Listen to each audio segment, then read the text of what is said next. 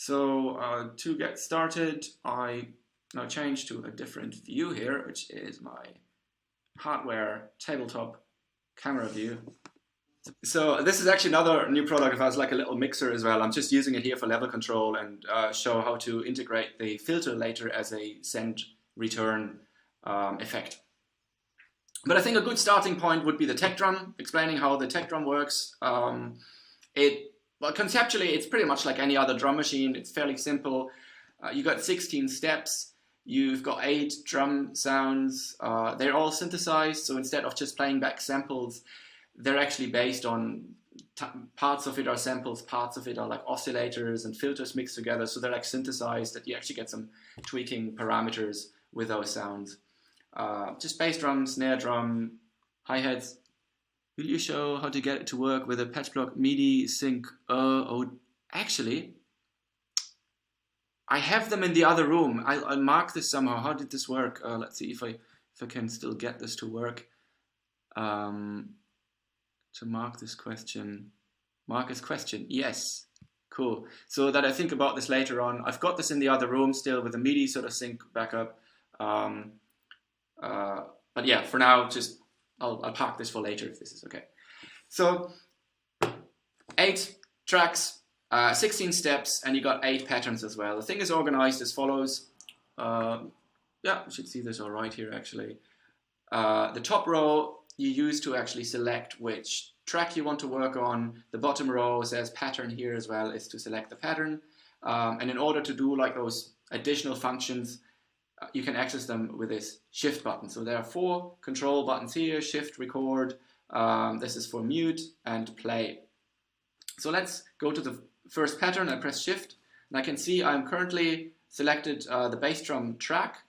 And here, this is the 3rd pattern. I press on 1, and now I'm actually in the first pattern on the first track. So you see there's already a few steps. Just press on this, play and stop, and you can hear the kick drum playing. All the different drum tracks have 4 parameters, and depending on which track you are, they affect only that track. So here I can change the pitch and the decay time to make it kind of like longer or just short and snappy. Let's just build something very simple. Kick, let's select the snare drum. There you go. You can also change the pitch of the snare.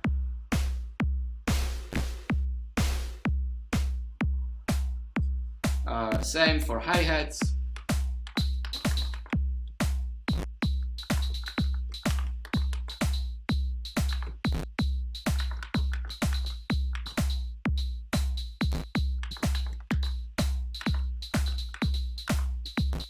Another nice thing about this enclosure is also that you can set a bunch of triggers at once. You kind of hold it pressed and go over it, and there you go.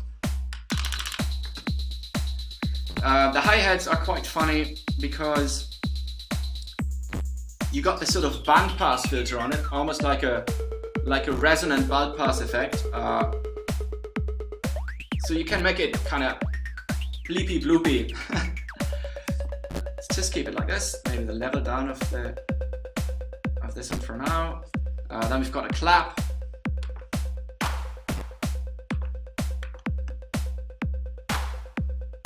It's a longer decay. Got some toms as well.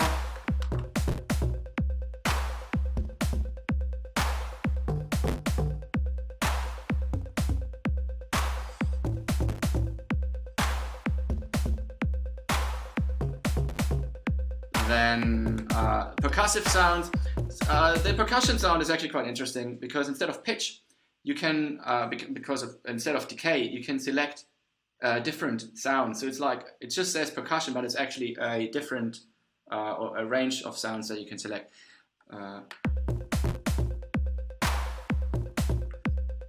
Okay, so percussion. Let's add some percussion sounds.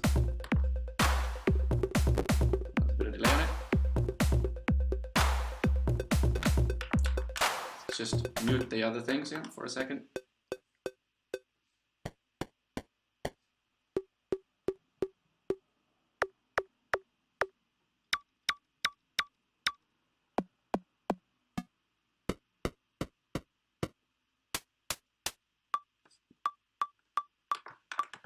Okay, just give it a few like here. Oh yeah, I was muting it, so pressing this and then any of the bottom row will allow you to mute or unmute different drum tracks.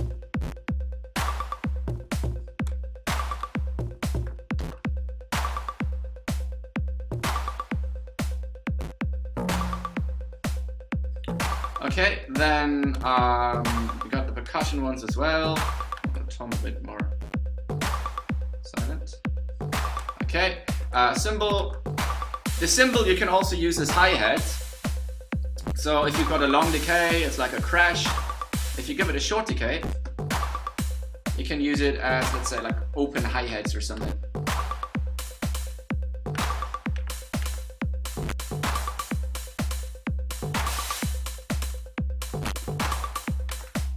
The last one is a synth bassline. Sorry, like TH for German maths is all a bit complicated. Maybe shouldn't be working on synthesizers. So the synth bassline works like that. You can also set triggers like in the other ones. Let me just mute all the other tracks. Let me just hear the synth. And let's maybe go full in again, right? You can change the pitch. And the filter, effects I explain later, is also the level. The way how the pitch works, it's quantized. It's actually quantized in semitones. So you can use it to make like some interesting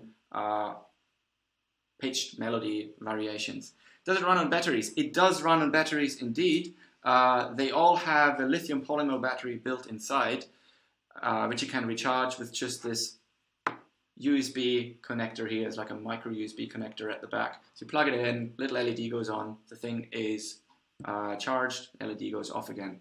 In case you want to use this for like a longer gig or something, and you're worried that you run out of batteries, you can just plug in the cable and keep it plugged in, and then it gets constantly sort of charged through a USB connector. So you can just use like a USB wall plug charger and one of those micro USB cables, and use it plugged in the wall. Otherwise, just unplug it. It will run off the battery.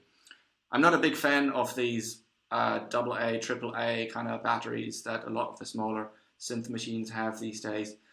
I find it quite wasteful. Often you run out of batteries, you have to find new batteries, you have to go to a shop, they end up in the bin, and it's just, yeah, and they're quite pricey as well, always buying new batteries, so I'm not a big fan of those. I would prefer the LiPos. That's why it's kind of my philosophy also to put LiPo batteries in there. Actually, I also even rigged my pocket operator with a LiPo pack. It's just constantly running out of batteries.